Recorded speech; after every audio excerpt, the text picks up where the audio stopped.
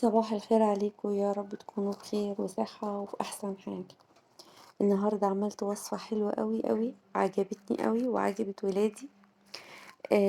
بس حقيقي جميلة، أتمنى أن كنتوا تجربوها. معجنات بسيطة ومحشية. في الفيديو هقول لكم الحشوات ممكن نبدلها بإيه. يلا بينا نشوف هنعمل إيه مع بعض. هنا معايا دول حوالي 250 جرام لحمة مفرومة. وهنا ضفت فلفل أسود وسبع بهارات وملح وزي ما احنا شايفين كده معايا حبة بيض. هبتدي كده ادوب التوابل بتاعتنا والبيض والبهارات بتاعتنا كويس قبل ما احط البصل. اضيف البصل والبقدونس. هنا معايا بصلة كده كويسة، ومعايا حوالي نص كوباية بقدونس. دي الحشوة بتاعتنا. معايا هنا دول 700 جرام دقيق، ومعايا كانت رشة ملح صغيرة، وكمان نص معلقة صغيرة بيكنج باودر. ومعايا هنا مية دافية للعجن. بس ده اللي انا محتاجاه للعجن بتاعي، دقيق وبيكنج باودر وملح ومية دافية. مش هضيف اي حاجة تانية غير كده. واللي بعد كده العجن بقى لازم اعجنها كويس حوالي 10 دقايق. لازم لازم ضروري نعجنها كويس. ده عامل اساسي في نجاح العجينة بتاعتنا. انا خرجتها كده بره الطبق، وابتديت اعجنها كده علشان انا مش عايزاها تتقطع معايا وانا بفردها. هنا انا كنت سبتها ربع ساعة ترتاح فيها، وبعد كده بقى هبتدي اقطعها قطع متساوية علشان انا عايزاها كلها قد بعض. هما كده طلعوا 12 قطعة بالتساوي. هبتدي كده اغطيها علشان ما تعملش قشرة معايا، وهبتدي اخد كده كل واحدة. بس على فكرة في حاجة، انا سبتها ارتاحت الاول ربع ساعة، وبعد كده سبتها ربع ساعة تاني ترتاح. كل ما سبتيها ترتاح كل ما كان افضل ليها. في ايه بقى افضل؟ انها بتبقى طيعة، يعني بتقدري انتي تفرديها وما بتتعبكيش زي ما احنا شفنا كده دلوقتي. انا فردتها بسهولة خالص. لو استعجلتي ما بتتفردش كويس، ولو ما اتعجنتش كويس بتقطع معاكي. انا الحمد لله هنا علشان سبتها ارتاحت ما اتقطعتش. تاني حاجة بقى عايزة اقولها لكم، الحشوة. انا هنا الحشوة زي ما شفنا في البداية كانت مفروم وبصل وبقدونس وحبة بيض. هنا في ملاحظة اهو زي ما احنا شايفين ما بين كل راق وراق بضيف زبدة. عايزة تضيفي سمنة الموجود عندك. بفرشة كده بتديني دهنة بسيطة علشان تبقى مورقة من جوه. تمام. وده بيبقى الشكل النهائي ليها. نرجع للحشوة تاني. لو انتي مش عايزة مفروم، ممكن قطع فراخ، ممكن سجق، ممكن سوسيس.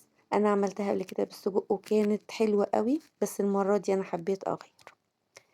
دي كده برضو اتفردت معايا بكل سهولة. ويا ريت نراعي انها تبقى مدورة كده علشان لما نقفلها تكون على شكل الكريب كده بالظبط. بس يعني هي شكلها شكل الكريب، بس كانت دي عجينة من الأساس مش مستوي وبعدين بنحشي. هنا أنا زودت على المفروم جبنة رومي. طبعا اللي حابب انه يزود جبنة مفيش مشكلة. عايزة تسيبي كده الخلطة دي أو الحشوة دي مفروم بس برضو مفيش مشكلة. الحشوة دي حاجة ترجعلك. حتى لو حشيتيها جبن بس برضو هتطلع حقيقي حلوة وهتدينا نتيجة كويسة. هنا انا المرة اللي فاتت قفلتها بايدي، هنا انا قفلتها بالشوكة. يعني في اكتر من فكرة علشان تخرج بشكل حلو قوي. تمام. اللهم صل وسلم وبارك على سيدنا محمد. برضو هنا دي تالت واحدة اعملها معاكم علشان نبقى شوفنا عملناها ازاي مع بعض. هي سهلة قوي وبسيطة وما بتاخدش وقت حقيقي. يعني لو اخدتي نص ساعة في العجن، وكمان نص ساعة انك تقطعيها وتحشيها، اول حتى ساعة. يعني حقيقي وصفة حلوة وبسيطة وبتتعمل بسرعة. يا رب لو جربتوها تقولولي، وان شاء الله لو جربتوها تعجبكم.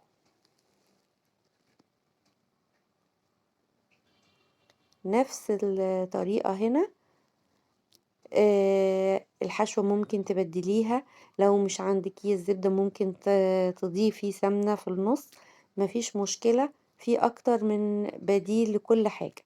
بس المهم إن الوصفة هتتعمل وهتبقى سهلة عليكم وهتبقى بسيطة، وهتقدروا تعملوها لولادكم ويبقى تغيير عن المعتاد. هنا أنا كنت رصيت كده خلاص في الصينية بتاعتي، والفرن بتاعي كمان كان شغال، ضروري تدخل على فرن سخن. هنا معايا حبة بيض وضفت ليها شوية فلفل أسود، وهبتدي هنا بقى ايه، أدهن الوش بتاعها. وطبعا انتي ما بتسيبيهاش كتير في الصينية، يعني حوالي كده 5 دقايق بتجهزي الفرن بتاعك، وبتبتدي تستعدي انك انتي تسويها. وطبعا حرارة الفرن بتاعك انتي عارفاها، ما بتكونش الحرارة هادية، لا يعني انا دخلتها على درجة حرارة 200. تمام، انتي ادرى بالفرن بتاعك، عالي، بتقدري تهديه في وقت معين. المهم ان هي ما بتدخلش على فرن هادي، بتحتاج نار مش عالية قوي لكن مناسبة ليها. هنا بقى الوش عايزة تحطي تضيفي للوش حبة البركة، سمسم، برضو المتاح او اللي انتي بتحبيه. وصفة حلوة، بدل ما نشتري حاجات من بره، وبدل ما نجيب مثلا تحتاجيها دي تحتاجيها في العشاء، تحتاجيها في الغدا. حقيقي وصفة لطيفة قوي قوي وهتعجب ولادكم، وخصوصا لو اخترتوا حشوة انتوا بتحبوها. هنا ده كان شكلهم بعد ما خرجوا من الفرن، ما قعدتش بالظبط، يعني خدت ربع ساعة مش اكتر من كده في الفرن، وكانت استوت وكان طعمها هايل جدا. دلوقتي بقى هنشوف من جوه، هي طرية اهو زي ما وريتكم، ومورقة كده من جوه، مش كاتمة خالص. وصفة حلوة قوي قوي قوي، يا رب تعجبكم، ويا رب دايما تكونوا في احسن حال. وحقيقي الحاجات دي حلوة قوي لما نعملها في البيت وموفرة. اللهم صل وسلم وبارك على سيدنا محمد.